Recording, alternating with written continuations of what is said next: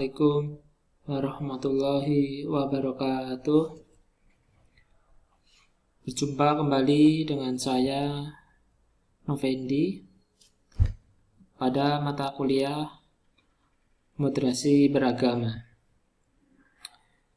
Kesempatan kali ini kita akan membahas mengenai cyber sektarian. Jadi adalah definisi.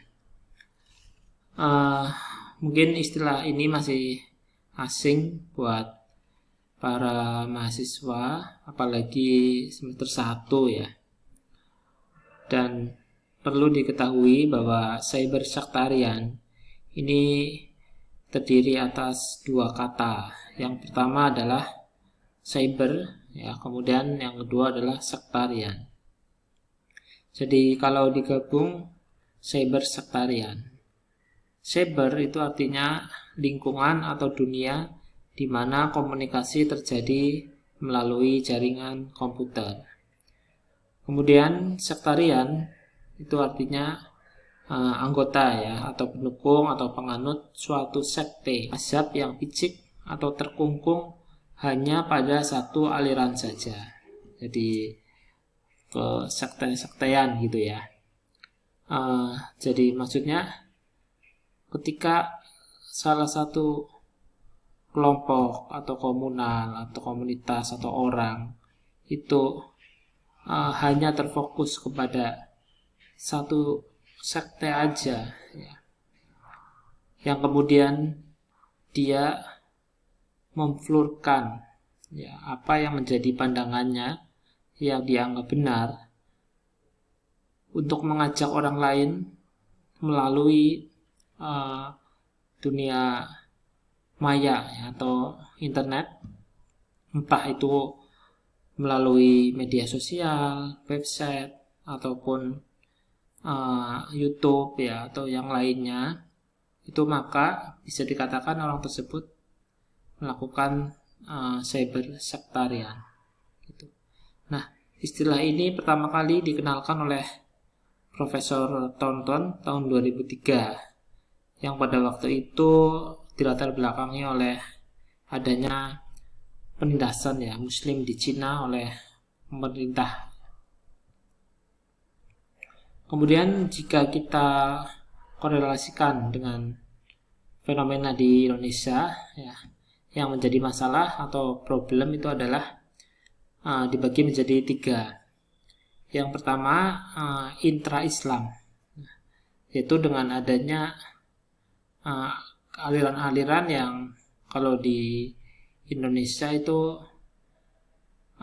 saling menuduh gitu ya. Ada yang Sunni, ada yang Syiah, kemudian ada lagi kemarin Ahmadiyah dan lain-lain. Kemudian ada problem yang interreligius, yaitu antara Islam dan agama lain yang diakui. Kita tahu di Indonesia ada 6 ya yang diakui selain Islam, ada Buddha, Hindu, Katolik, Protestan, dan Konghucu. Nah itu terkadang juga ada oknum ya, beberapa yang memang secara sengaja membuat kontroversi ya, atau sensasi, menghina agama lain, kemudian dibalas sehingga saling ejek. Nah itu problem yang kedua, yaitu interreligius. Kemudian yang ketiga adalah interideologi. Nah masalah ideologi ini juga saling beranggapan ya. Ada yang beranggapan liberal kapitalis, kemudian ada juga sosialis komunis, dan ini juga yang ketiga yang tidak kalah ramai dan terkadang memicu konflik adalah Zionis ya. Ya, kita langsung ke pembahasannya. Ada beberapa ini media online yang disinyalir bernuansa sektarian. Ini berdasarkan data dari BNPT, Badan Nasional Penanggulangan Teroris tahun 2015. itu ada 23 website yang bernuansa sektarian di Indonesia. Yang pertama adalah gemaislam.com, aklislamicenter.com, Dakwatuna, Hidayatullah, Salam Online, Era Muslim, Kiblatnet, Muslim Daily, An-Najah, Lastipo, Ar-Rahmah, Panji, Mastorikuna, Muqawamah, Daulah Islamiyah, Qawa Islam, Kafilah Mujahid, Dakwah Media, Al-Bushro, Al-Mustaqbal, Saudus Salam, Mila Ibrahim.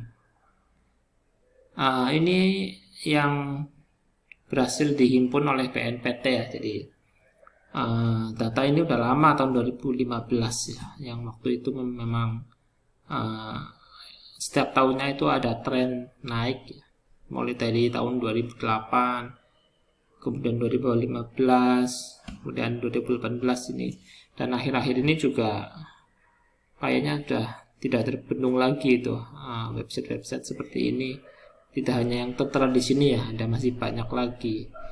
Dan itu yang perlu diwaspadai oleh para mahasiswa ketika belajar agama Islam terutama. Itu ya sebisa mungkin hindari yang bernuansa sektarian. Kemudian dari website-website tadi ini kenapa kok dianggap bernuansa sektarian? Karena kesemuanya memberitakan kebencian ya terhadap golongan lain, baik itu agama lain ya, Kristen ataupun yang tadi Syiah gitu ya. Kemudian untuk postingan rata-rata justru malah mereka sangat aktif dalam memposting terkait artikel atau opini gitu ya. Itu ada 30-40 per hari itu untuk website Ar-Rahmah. Kemudian Hidayatullah itu 10 postingan per hari. Nah, untuk mengimbangi itu maka pemerintah juga berupaya ya untuk membuat website-website yang dibilang moderat ya atau tengah-tengah. Ini berdasarkan tulisan dari Hafiz Al-Asad tahun 2017, ada beberapa ya. 9 ya, hanya 9 ya dibandingkan tadi 23 ya sangat jauh ya.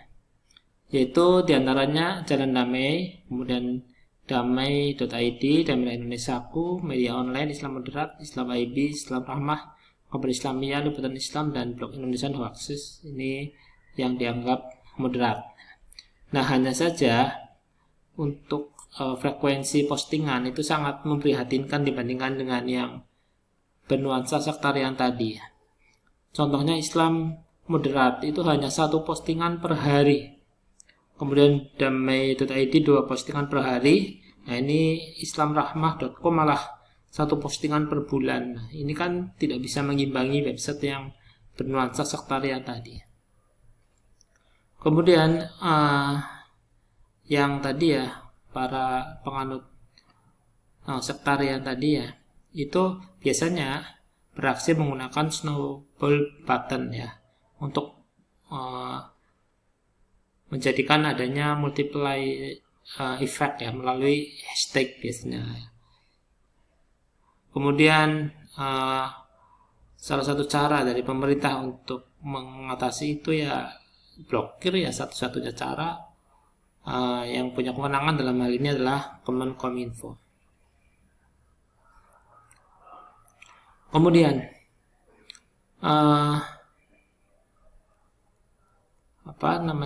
kemudian sebenarnya ada juga ya aksinya selain melalui hashtag ya, yaitu dengan cara menjual kesedihan ya di negara-negara konflik ya, menjual duka dan nestapa di negara lain agar akhirnya mereka mau menginfakkan infak terbaiknya yang akhirnya uangnya nggak jelas kemana, itu yang kemarin sempat ramai kasusnya ya, ACT itu.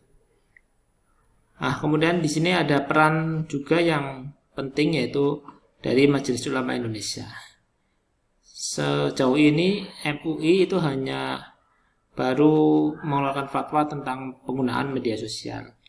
Namun belum ada yang secara eksplisit yang menjelaskan tentang cybersektarian. Padahal ini sangat berbahaya karena sangat mungkin menjadikan adanya disintegrasi bangsa ya, perpecahan. Nah, barangkali saran yang bisa ajukan ya untuk MUI ya. Fatwa-fatwa yang sudah dibuat itu yang entah berupa pesanan atau ya kalau fatwa emang biasanya by order ya, berupa pesanan gitu ya. Nah, itu sosialisasinya perlu lebih masif lagi. Bisa juga melalui video singkat atau apa namanya tuh flyer-flyer gitu ya.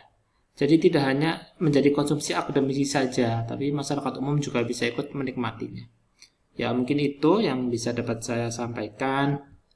Seperti biasa ya, ini ada tugas untuk mahasiswa semester 1 ini yang dapat mata kuliah saya.